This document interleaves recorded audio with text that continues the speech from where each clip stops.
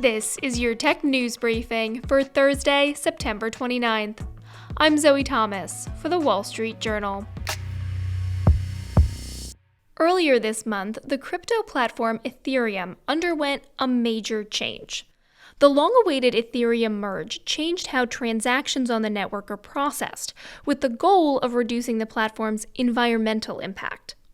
In the lead-up to the shift, the price of Ether, the cryptocurrency tied to the Ethereum network, nearly doubled. But since then, the value of Ether has fallen drastically. So what's behind the reversal, and how long can it last?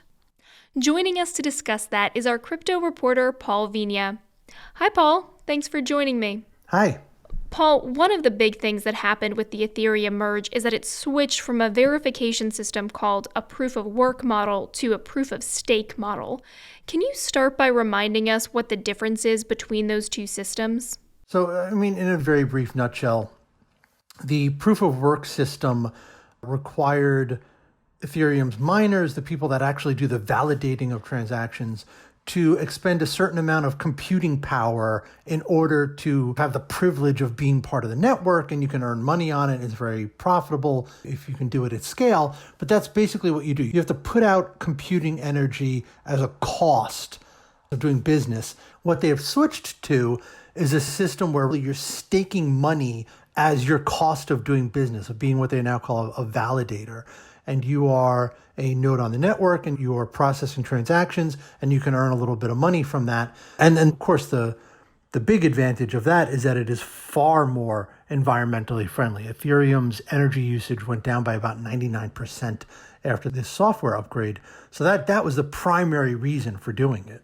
How did that affect the miners, those who were kind of creating the Ether cryptocurrency? Basically, it wiped out their business model. Ethereum miners had a business where they bought hardware to process transactions, and they had built an entire business around that. And overnight, that business disappeared. So those miners could either take their machines and try to find a different proof of work cryptocurrency that would allow them to keep doing that. They could scuttle their hardware and just give up, or they could go onto Ethereum in the new model of staking and put some money up. So their business model was eviscerated overnight. And so what are those miners doing now with the Ethereum that they have? Well, one of the things you saw in the lead up to this big software switch was the balance of Ethereum that these miners were holding. There was a big surge. It went up a lot because they were trying to get in their last licks. So they were mining as much as possible. They're doing a lot of work. They were holding on to it. And then right around the time of it, you could see them start selling. So the price had gone up in anticipation of this. They turned up the volume, so to speak, so they could mine as much Ether as possible, and they sold at the top. So you have these big miners selling off after the merge, but apart from that, have there been any hiccups since it happened?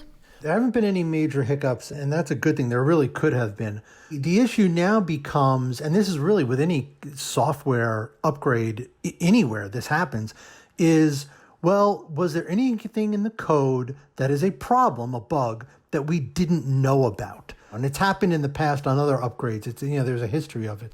Something else that people seem to be looking out for are maybe some regulatory issues. Since the merge, we've heard the Securities and Exchange Commission Chair Gary Gensler say that now Ethereum might fall under the SEC's regulatory overview. Can you explain that and how Ethereum is reacting? This was one of the probably more unexpected developments. So, look, this has been a big issue among government regulators. What are cryptocurrencies? How do we define them? How do we characterize them and regulate them? And there's been a big question of whether cryptocurrencies are securities. Are they commodities? What are they? And there have been different answers to that. And the SEC's answer for a while, they haven't codified it, but their sort of shorthand has been, well, that Bitcoin and Ethereum ownership is so diffuse of the network itself that they actually do operate more like commodities than securities. They are not securities. So Gary Gensler came out and said, you know what, after this software upgrade, now that the model is you put up money and you get paid for it, That actually, to him, he said, that kind of sounds like Ethereum could now be a security. So that is going to be something that people in the Ethereum world are going to have to just pay attention to and keep an eye on. We're talking about the drop in Ether's price, but the market has been pretty volatile lately. I mean, is there anything different going on here? Well, stocks have been falling, Bitcoin's been falling, all these cryptocurrencies have been falling. And for a little while, Ethereum was in its own bubble, really, because there was a lot of drummed up excitement over this software upgrade. Now that the software upgrade has been implemented and it's over, now Ethereum is starting to fall back into the general malaise of the rest of the world of risk assets. All right, that's our reporter, Paul Vigna. Thanks for joining us, Paul. Yep, thanks for having me on. And that's it for today's Tech News Briefing. If you want more tech stories, check out our website, WSJ.com. I'm Zoe Thomas for the Wall Street Journal. Thanks for listening.